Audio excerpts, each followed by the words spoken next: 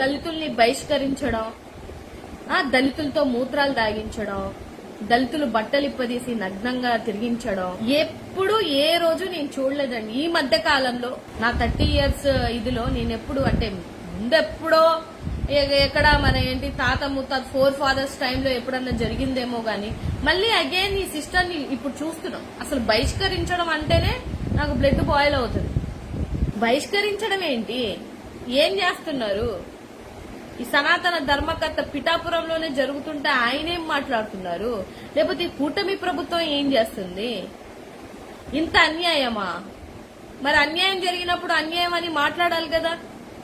ఇది తప్పన్న విషయం అందరికి అర్థం అవుతుంది కదా. అసలు కేసులు ఎందుకు తీసుకోవట్లేదు? వాళ్ళు ఏ పార్టీకి సంబంధించిన వ్యక్తి కాదు కదా అబ్బాయి. కొన్ని పలానా పార్టీకి సంబంధించిన అంటే వైఎస్ఆర్సీపీ పార్టీలో ఉంటేనే కదా మీరు కేసులు తీసుకోరు. మిగతా పార్టీలో ఉంటే తీసుకుంటారు కదా. అసలు నాకు తెలిసి ఆ తమ్ముడు ఆ బ్రదరు ఏ పార్టీకి సంబంధించిన వాడు అయిండడు, కానీ చేసిన వాడు ఎవడో కాస్త ఈ ప్రభుత్వంలోనో లేకపోతే గట్టిగా సపోర్ట్ ఉన్నవాడు అయ్యి ఉంటాడు కాబట్టి తీసుకోవట్లేదు కేసు. అంటే ఒక మనిషి అహం మీద దెబ్బతీసి వాడు ఇప్పుడు రేపు కాలేజ్కి ఎట్లా వెళ్ళాలా? ఏ విధంగా వెళ్ళాలా? అసలు వాడు కేసు పెడితే బతకనిస్తారో బతకనీరో కూడా నాకు తెలీదు. ఎందుకంటే వాడు చాలా డేర్ గా ఆ బ్రదర్ నేను సూసైడ్ చేసుకొని చచ్చిపోతాను, నాకు ఇంత అన్యాయం జరిగింది, ఒక స్టేషన్ కి వెళ్లి ఆ మనిషి అలా అబ్బాయి అలా బాధపడుతూ చెప్తా ఉన్నాడు అని అంటే ఇంతకన్నా ఘోరమైనటువంటి పరిపాలన నేనైతే ఎక్కడ చూడలేదు, చూడబోను కూడా. ఇది అన్యాయం కాదా? దీన్ని ప్రశ్నించకూడదా? దళితులనేమో బహిష్కరిస్తుంటే కూడా సినిమా చూసినట్టు చూస్తారు, అరాకొర అడిగిన వాళ్ళనేమో మళ్ళీ రూల్స్ మాట్లాడతారు. మరి ఇవాళ ఆ పార్టీలో ఉన్నటువంటి దళితులందరూ నిద్రపోతున్నారా? బహిష్కరణ అనేది జాతికి అన్యాయం జరుగుతుంటే ఏం మాట్లాడడం, జాతి అల్లాడిపోతుంటే నోట్లో నుంచి మాటలు రావు. అదే పక్క పార్టీ వాళ్ళు చేశానేమో లెగిసిపోతాం. మరి మైకులు ఇరిగిపోవాల్సిందే ఆ రోజు మాత్రం. మరి ఈ రోజు ఏమవుతుంది? ఈ రోజు ఎందుకు మాట్లాడలేకపోతున్నారు? పదవుల కోసమా? అంతే కదా. కొత్తగా ఏవో పదవులు వస్తాయనో లేకపోతే రాబోయే పదవులు ఆగిపోతాయేమో అనేసి పాపం నోలు మెదపలేక దళితుల్ని బహిష్కరిస్తున్నా కూడా ఏం మాట్లాడలేక ఉన్నారు జనాలు. ఇంత ఘోరమైనటువంటి పరిస్థితి అసలు ఒక సంవత్సరానికే ఇట్టుందంటే ఇంకా 4 సంవత్సరాల పరిస్థితి ఏందనేది మరి నాకేం అర్థం అవ్వట్లా. కక్ష సాధింపు అంతా దళితుల మీదే. ఏం వాళ్ళేం చేయలేరు, వాళ్ళకేం చేత కాదు అనేనా? అంతే కదా. వాళ్ళు బలహీనులు, వాళ్ళు తిరిగి ప్రశ్నించలేరు, వాళ్ళ గొంతులు లెగలేవు, లెగిస్తే అరెస్టులు చేసుకొని కూర్చోవచ్చు అని చెప్పేసి మాట్లాడుతున్నారు అని అంటే ఇంతకన్నా ఘోరమైనటువంటి పరిస్థితి నాకు తెలిసి ఏ రాష్ట్రంలోనూ కూడా లేవు. బీహార్ అవి ఇవి కంపేర్ చేస్తారు కానీ అక్కడే బెటర్ ఏమో. ఇవాళ ఇక్కడ జరుగుతున్న సంఘటనలు గమనిస్తుంటే అక్కడే చాలా బెటర్ గా ఉన్నట్టు అనిపిస్తుంది. మానవత్వంతో కొన్ని విలువలు ఉంటాయి. మన కళ్ళ ముందు ఒకరిని గొంతు కోసేస్తున్నా కూడా చూసుకుంటూ అలా ఉండిపోతావా మన పార్టీ వాడు కాదని అనేసి? ఇవేనా మనకి నేర్పించింది తల్లిదండ్రులు? తప్పుని తప్పు ఎవరు చేసినా ఎక్కడ చేసినా ప్రశ్నించేటువంటి హక్కు అందరికీ ఉంటది కదా. ఇప్పుడు ఆ బిడ్డ ఎవరికి సంబంధించినటువంటి వ్యక్తి కాదు, మూత్రం తాగించారనంటే ఎంత అసలు చెప్పడానికి కూడా నాకు చాలా బాధగా ఉంది. అది మనకు జరిగితే చిన్న మాట అంటే రేగిపోతామే, ఊగిపోతామే. మరి ఎవడికో ఒక దళితుడికి జరిగింది కదా, వాడికి జరిగితే మనకెందుకు కదా అనే కూర్చున్నారు. చూశారు చేసినోడి కన్నా సినిమా చూస్తున్నవాడికి వాడిదే నాకు 100 రెట్లు తప్పేమో అనిపిస్తుంది నాకైతే, నా పర్సనల్ ఫీలింగ్. అది డెఫినెట్ గా ఆ అబ్బాయికి అయితే మాత్రం మా దళిత సంఘాల నుంచి నేనైతే డెఫినెట్ గా అబ్బాయికి తోడుగా ఉంటాను ఎంతవరకైనా సరే. అది ఏంటంటే ఇవాళ ఎవరికో జరిగింది కదా మనకు కాదు కదా అని మనం ఊరుకుంటే రేపొద్దున మన వరకు కూడా వచ్చింది. అసలు చాలా ఘోరాతి ఘోరాలు జరుగుతున్నాయి తెలుసా. ఇవి మరి ఎస్సీ కమిషన్స్ ఉన్నాయి.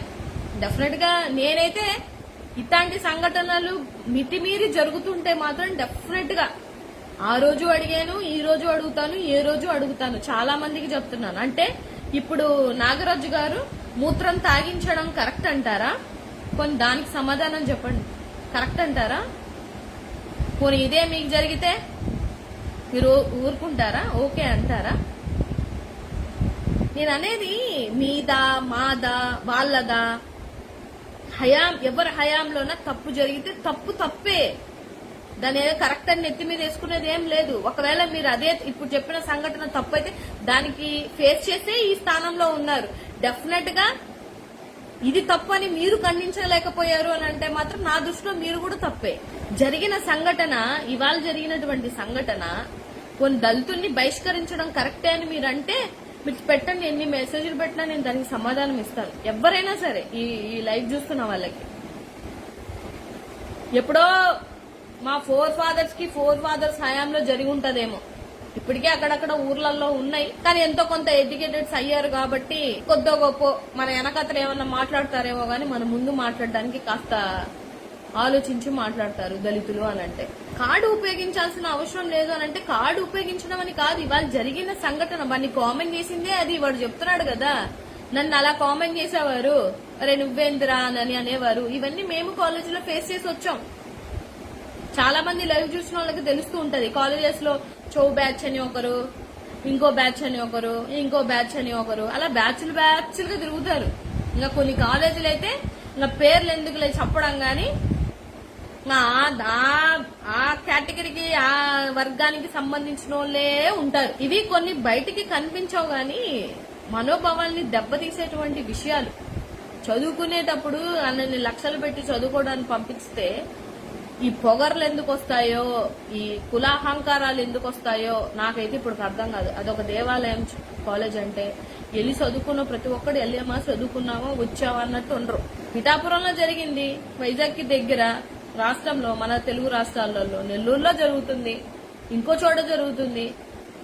మీ ఇష్టం, ఇంకా మీరు బహిష్కరించుకొని పోతా ఉంటే అలా చేతులు కట్టుకొని కూర్చుంటాం. మరి డెఫినెట్ గా ఎస్సీ కమిషన్స్ ఉన్నాయి, వీటి మీద పోరాడకుండా ఏం ఉండవు. ఇక్కడ అవ్వకపోతే SC commission, national SC commissions ఏం నిద్రపోదు కదా. ఇక్కడున్న వాళ్ళందరూ నిద్రపోతున్నారు, చట్టాలు నిద్రపోతున్నాయి, లేకపోతే సీఏలు ఎస్ఏలు కట్టలేకపోతున్నారు, భయపడుతున్నారు అని అంటే నేషనల్ ఎస్సీ కమిషన్స్ ఉన్నాయి. వాళ్ళు ఊరుకోరు, వాళ్ళు ముక్కు పిండి పిలుస్తారు.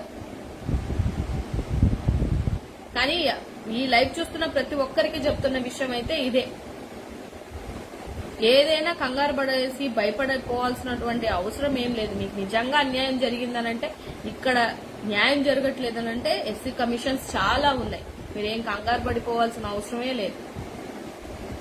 డెఫినెట్ గా ఆ బ్రదర్ కి అయితే మాత్రం న్యాయం జరగాలి. ఈ విషయంలో నేను ఆల్రెడీ ఆ డీటెయిల్స్ అన్ని తీసుకోవడానికి ట్రై చేస్తున్నాను. ఎందుకనంటే చాలా బాధాకరం.